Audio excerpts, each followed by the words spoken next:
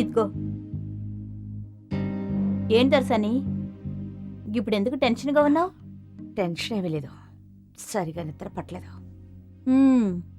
నీకు మేలుకోవడం అలవాటైపోయింది. ఏం చేయను, డాక్టర్ని కదా. అదే మరి ప్రాబ్లం. మాలాంటి వాళ్లకు చీకటి పడగానే ఇలా మెలకుగా ఉండే అలవాటు లేదు. పైగా మగాళ్ళ గురించి పట్టించుకొని టెన్షన్ పడే అలవాటు కూడా లేదు. పద, వెళ్ళి పడుకొని బాగా నిద్రపో. చెప్పాను కదా సుగుణ, నిద్ర రావడం లేదని. అరే దొరసాని, మిగతా వాళ్ళ మాటలు అంతగా పట్టించుకోకూడదు. నేను చెప్తున్నానుగా విను. ఈ మగాళ్ళున్నారే, వాళ్ళకి మన కన్నీళ్ళ గురించి అస్సలు పట్టింపే ఉండదు. నువ్వనుకున్నట్టు ఏమీ లేదు సుగుణ. మరెందుకు టెన్షన్ పడుతున్నావు? ఎందుకు మెలకువగా ఉంటున్నావు? ఇదేం డాక్టర్వి, నిన్ను గమనించుకోవు, నీ బిడ్డని గమనించవు. నేను ఇంటికి వచ్చిన దగ్గర నుంచి నీకు రెండే విషయాలు బాగా చెప్తున్నాను. టైంకి తిను, టైంకి పడుకో అని. కానీ నువ్వు పట్టించుకోవడం లేదే. నీకిప్పుడు కాదు, బిడ్డ పుట్టాక అర్థమవుతాయి. నిన్ను పిల్లాడు పడుకోనివ్వకుండా అర్ధరాత్రి లేచి గొడవ చేస్తాడు, అప్పుడు నువ్వు మేలుకొని ఉండాలి అంతే. నేనెందుకు మేల్కొని ఉండాలి? బిడ్డని నేను నీకిచ్చేస్తానుగా. లేదు లేదు లేదు లేదు, నేనవన్నీ చేయను. నీ నైట్ వాచ్మెన్ పనులన్నీ చేస్తానా? నువ్వే చూసుకోవాలి. పదిప్పుడు లేచి వెళ్ళి పడుకో. నువ్వు పడుకో, బిడ్డని పడుకోనివ్వు. పదలేలే, జాగ్రత్త, మెల్లగా. గది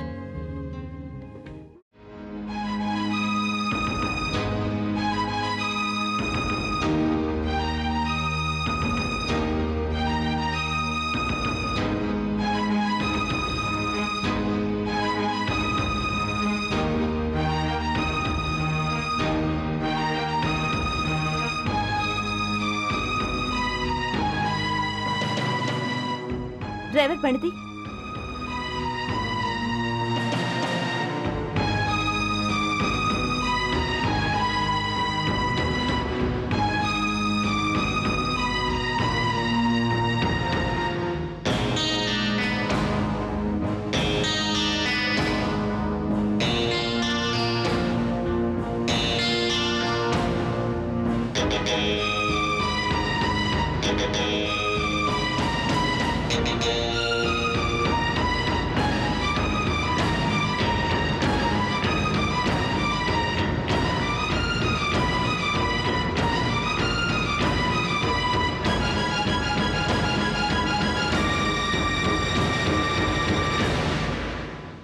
కవిత,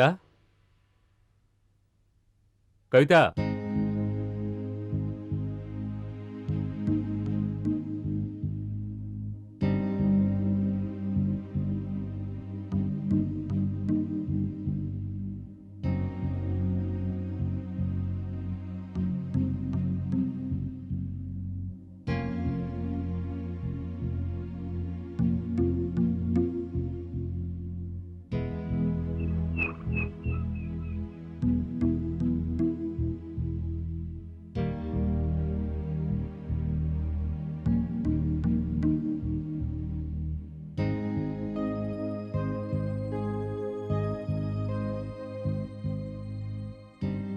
సుగుణా, సుగుణా, నాకు టిఫిన్ పెట్టు.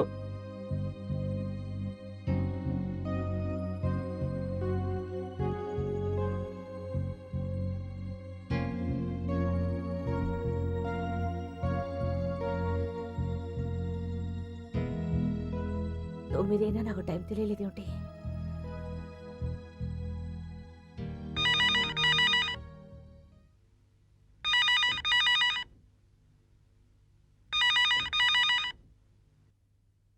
హలో అభిమన్యు, నేను రోహిత్ని మాట్లాడుతున్నాను. How are you? హాయ్. ఏంటి, ఏమైనా ముఖ్యమైన విషయమా? ఐఎమ్ సారీ, నువ్వు చాలా రోజులుగా ఫోన్ చేయలేదు కదా. లేదు, అటువంటిదేమీ లేదు. నేను దీపికతో మాట్లాడాలి. ఇంట్లో ఉందా? దీపిక నిద్రపోతోంది రోహిత్. తను ఒక్క నిమిషం తను వచ్చేసింది. ఎవరు? రోహిత్.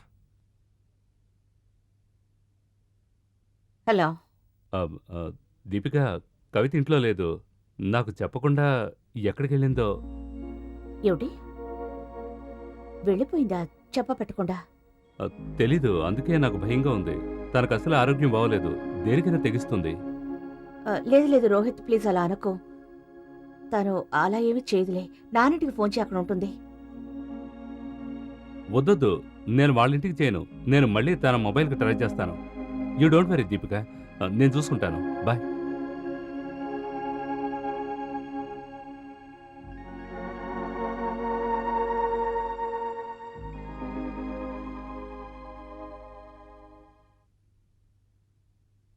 Good morning. దొరసాని టీతేనా? దొరసాని దొరసాని టీతేనా?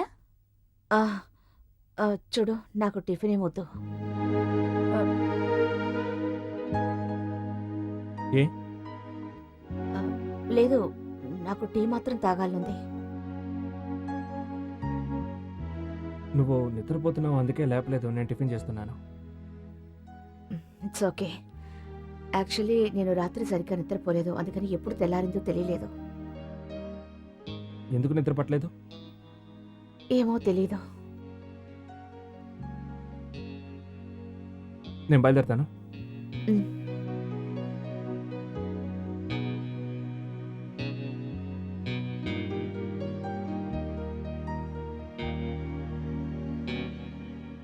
ఏనే టెన్షన్?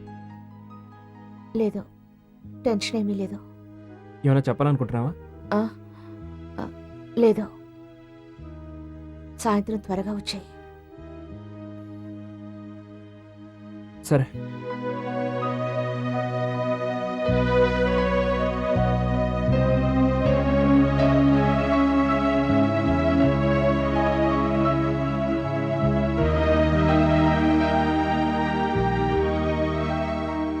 సార్, నేను ప్రకాష్ని మాట్లాడుతున్నాను. బయలుదేరేటప్పుడు మేడం ఏమీ చెప్పలేదు. డైరెక్ట్గా వాళ్ళ అక్క దీపిక ఇంటికి తీసుకొచ్చేశారు సార్.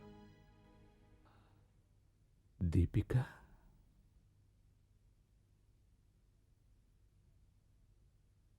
దొరసాని ఆ, ఇచ్చుడు.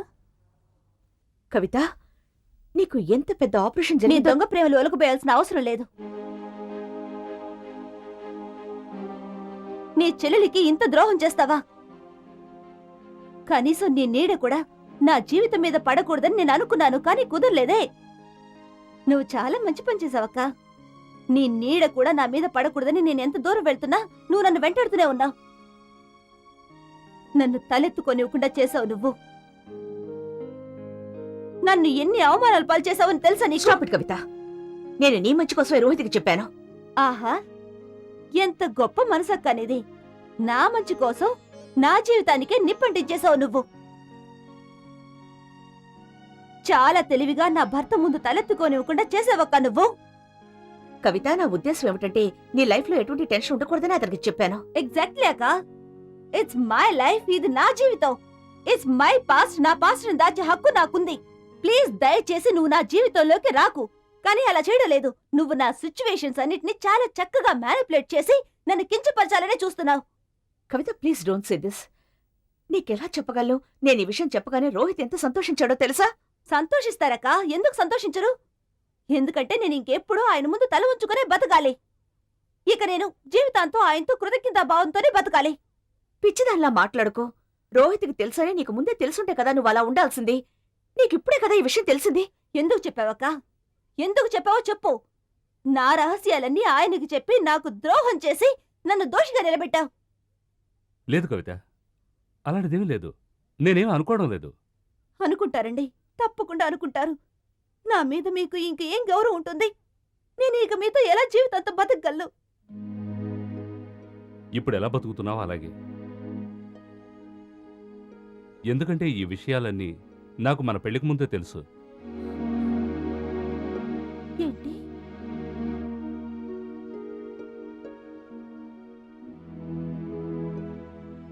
పెళ్లికి ముందా?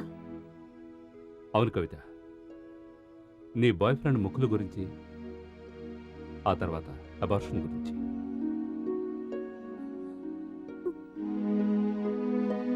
ఎంత పెద్ద ద్రోహం! నేను చెప్పొద్దని చెప్పినా కూడా ఈ విషయాలన్నీ ఆయన ఎందుకు చెప్పారు? కవిత, ఎక్కడికి వెళ్తున్నావు? ప్లీజ్ అండి, నన్ను వదలండి, నేను వెళ్ళిపోతాను. కవిత, నా మాట విను. ప్లీజ్ అండి, ఇప్పుడు అక్క కడుపుతోంది. ఇలాంటి పరిస్థితుల్లో నేను అనరాని మాటలు అనకూడదనే చూస్తున్నాను. అక్క, నా గత జీవితాన్ని గురించి చెప్పి నా కళంక తీసుకొచ్చి పెట్టావు. కవిత ప్లీజ్ ఒక్క నిమిషం. దీపిక మీరు కొంచెం లోపలికి వెళ్ళండి. నేను కవితతో ఒంటరిగా నేను మాట్లాడాలి. ఏది వినను. నేను ఏది వినదలుచుకోలేదండి. నాకేమి చెప్పొద్దు, నేను కవిత ప్లీజ్, వెళ్ళిపోతాను. నేను చెప్పేది విను. ఎక్కడికి వెళతావు? ఏమండి, ఇక నేను ఈ కళంకంతో మీతో ఎలా బతకగలను చెప్పండి. ఏంటి నువ్వు మాట్లాడేది? ఇలా రా, ఇలా రా. ప్లీజ్ కూర్చో, కూర్చో. చూడు కవిత, విషయం ఇప్పుడు తెలిస్తే అది కళంకం. పెళ్ళైన 5 సంవత్సరాలకి విషయాలన్నీ బయటపడితే సమస్యగా తయారవుతుంది. కానీ ఇది అలా కాదే. నాకు ఈ విషయాలన్నీ ముందే తెలుసు. చూడు కవిత, ఒక విషయం చెప్పు. మన శోభనం రాత్రి నుంచి ఇప్పటి వరకు నా కళ్ళల్లో నీకు కోపం కనిపించిందా, ద్వేషం కనిపించిందా, బాధ కనిపించిందా? ఐ లవ్ యూ కవిత. ఈ విషయాలన్నీ నాకు తెలుసు కూడా నేను నిన్ను ప్రేమించాను. నా గురించి నీకు తెలుసుగా నేను నిన్ను ఎంతగా ప్రేమిస్తున్నాను. నాకు తెలుసు నువ్వెంతగా బాధపడుతున్నావో. ఎందుకంటే నీకు ఇవాళే నిజం తెలిసింది. కానీ నాకు ఈ నిజం ముందుగానే తెలుసు. పైగా నా మనసు ఈ విషయం యాక్సెప్ట్ చేసింది. ఏమండి, ఎంతటి చేదు నిజాన్ని మీరు ఎలా తట్టుకోగలుగుతున్నారు? దీపిక వల్ల. కవిత, నిజాన్ని దాచి మన పెళ్లి జరిపించడం దీపిక అస్సలు ఇష్టం లేదు. నేను నిన్ను దీపిక చెల్లెలుగా నా భార్యగా యాక్సెప్ట్ చేయాలని ఆశించింది. మరి అక్క నాకెందుకు ఈ విషయం చెప్పలేదు? ఎందుకంటే కవిత, ఎప్పుడూ నీకు నా ముందు చిన్నతనంగా ఉండకూడదని, నా ముందు తప్పు చేసిన దానిలా ఉండకూడదని. నువ్వు ప్రతి క్షణం అవమానంతో కృంగిపోకూడదని ఆలోచించింది. కవిత, దీపిక ఎప్పుడూ నీ మంచే కోరుతుంది. నువ్వేమో తను నిన్ను మళ్ళీ తల్లిని కాకుండా చేసిందంటున్నావు. నీకు ఆపరేషన్ చేసి తను నీకు మరో జీవితాన్ని ప్రసాదించింది కవిత. నువ్వెప్పుడూ జీవితంలో ఏ విషయంలోనూ బాధపడకూడదని తను ఆశిస్తోంది. కానీ నువ్వేమో తన మొహం కూడా చూడడం ఇష్టం లేదంటున్నావు.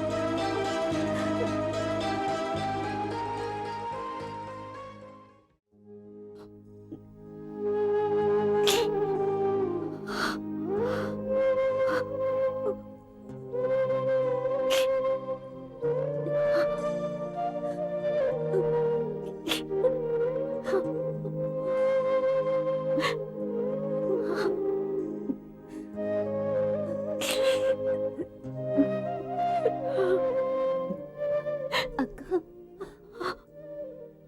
నువ్వు నాకంటే పెద్దదానివి, అమ్మలాంటి దానివి. సో సారీ, సో సారీ అక్క.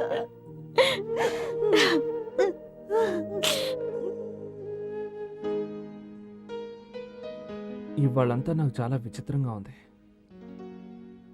దీపిక నా దగ్గర దాచాల్సిన విషయం ఏమిటో నాకు తెలియడం లేదు. రాత్రంతా తను ఏడుస్తూ కూర్చుంది. అభి, ఒకసారి నువ్వు తన్ని అడిగి చూడాల్సింది. నాకు అనిపిస్తోంది దీపిక కాస్త ఇంట్రోవర్ట్ అని. తను తన బాధని అంత తేలిగ్గా షేర్ చేసుకోదు. దీపిక గురించి నీకంటే నాకే బాగా తెలుసు కిరణ్. నేను తను ఎన్నో విధాలుగా అడిగి చూశాను, కానీ తను నాతో కావాలనే ఏమీ చెప్పలేదు. ఒక్కోసారి పెళ్లి విషయాలన్నీ గుర్తు చేస్తుంది, మనసులోని మాటలని నాతో షేర్ చేసుకుంటుంది. కానీ ఇవాళ నన్ను పరాయివాణ్ణి చేసింది. ఎంత బాధగా ఉందో తెలుసా? దీపిక ఎందుకు ఇలా ప్రవర్తిస్తుందో నాకు అసలు ఏమీ అర్థం కావడం లేదు. ఎందుకు ఇలా చేస్తోంది? పోనీలే అభి, ఇంతగా ఆలోచించి నీ మూడ్ పాడు చేసుకోకు. తనకి ఎప్పుడు చెప్పాలనిపిస్తుందో అప్పుడే చెప్తుంది. ఒకవేళ అలా అనిపించకపోతే తను చెప్పదుగా.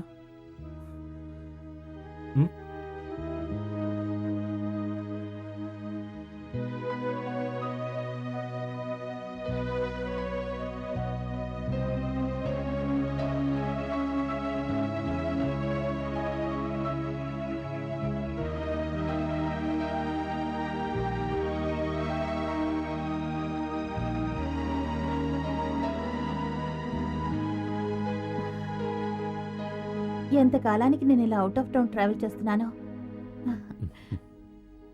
లేదంటే ఆ 4 గోడల మధ్య బందీగా ఉండిపోయేదాన్ని. అశ్విన్, నువ్వు డాక్టర్వైనా నా కోసం ఇంత టైం కేటాయిస్తున్నావు. కానీ మా వారున్నారు, నాతో సరిగ్గా మాట్లాడడానికే టైం ఉండదు. అయినా మనం అక్కడే ఉండి ఆ సెమినార్ అటెండ్ చేసొస్తే బాగుండేది అనుకుంటున్నాను. ఎందుకు? అదే మా వారు సెమినార్ డీటెయిల్స్ అడిగితే. ఓ కమాన్, నువ్విప్పుడే మానస్కి నీతో సరిగ్గా మాట్లాడడానికి టైం లేదు అన్నావు. అలాంటప్పుడు వాడు సెమినార్ డీటెయిల్స్ ఏమడుగుతాడు చెప్పు? ఒకవేళ డీటెయిల్స్ అడిగినా సరే, ఓ just minute,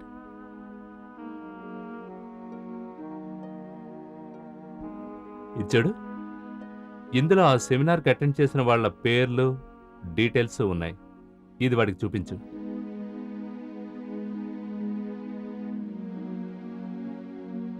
I must say, నువ్వు నీ పనిలో చాలా పర్ఫెక్ట్గా ఉంటావు. Thank you very much. నేను తోడుగా చేసుకోవడానికి నేనేదైనా చేస్తాను. కానీ ఇప్పుడు విడిపోవాలి కదా. మ్మ్. అక్కడ మన ఇద్దరం ఎంత హాయిగా గడిపాం. మళ్ళీ ఇప్పుడు ఆ జైలుకి వెళ్ళాలనిపించడం లేదు. అశ్విన్, నాకు విముక్తి కావాలి. ఆ, యా, ఆ సమయం దగ్గర పడుతుంది. ఎన్నాళ్ళు ఓపిక పట్టావు, ఇంకాస్త ఓపిక పట్టు. ఓపిక ఫలితం మధురంగా ఉంటుంది. ఓకే, కమాన్ చీర.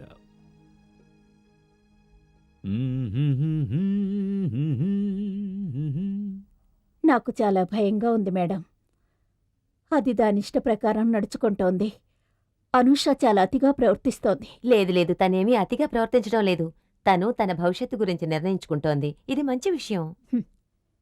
రేపు తన భవిష్యత్ ఎలా ఉంటుందో, ఆ తర్వాత మనం అప్పుడే తనని ఎందుకు ఆపలేకపోయామని బాధపడకూడదు. ఏంటి సులోచన, నువ్వెప్పుడైనా నీ కూతురి గురించి మంచిగా ఆలోచించావా? నువ్వు తనకి తల్లివి, తనకి సపోర్ట్ చెయ్యాలి. చూడు, నువ్వు తనకి బాగా ధైర్యాన్ని చెప్పాలి. అప్పుడే తను మనల్ని అపార్థం చేసుకోదు. అప్పుడే మనం తన విజయాన్ని చూసి సంతోషించగలం. ఇలాంటి పనుల్లో విజయం ఏముంటుంది? చెప్పుకోవాలంటే పెద్ద హీరోయిన్ అవుతుంది, అంతేగా. కానీ ఇలాంటి విజయాలకి నేను సంతోషపడలేను.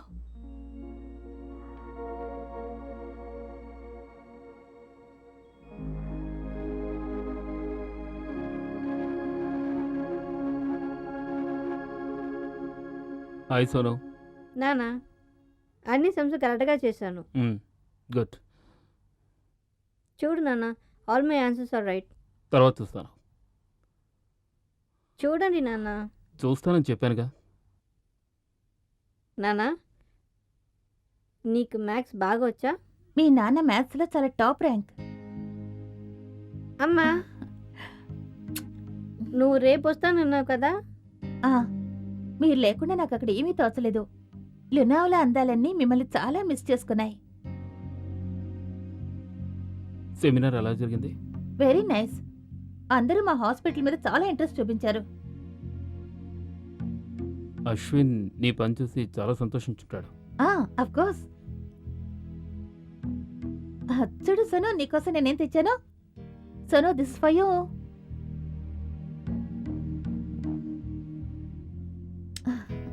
నానా, అమ్మ చాలా మంచిది. నేను ఫ్రెష్ అయ్యి వస్తాను. వచ్చిన తర్వాత మీకేం తెచ్చానో చూపిస్తాను. ఊర్మిళ,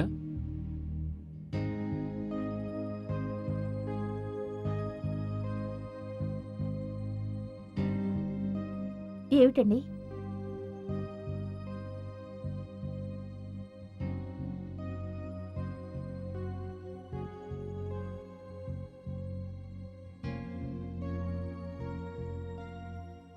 ఇది చదివి చూసి దీని మీద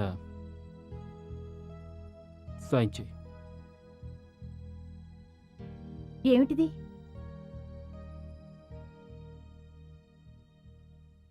డివోర్స్.